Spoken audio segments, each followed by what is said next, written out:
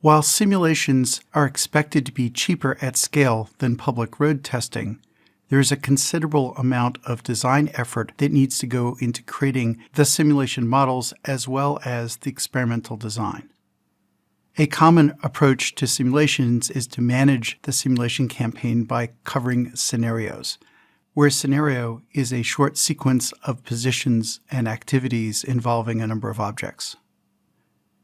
A very simplistic way to start building a scenario catalog is to look at pre-crash scenarios to make sure you're simulating the kinds of driving situations that tend to lead to crashes so you can avoid them.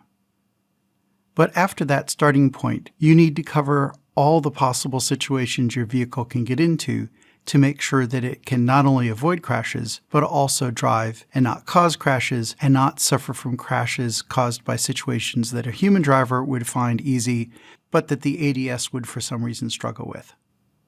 The Pegasus project is a multi-year effort to create a methodical approach to identifying and assembling the scenarios required for an automated vehicle, as well as define a simulation execution platform to run simulation campaigns for validation.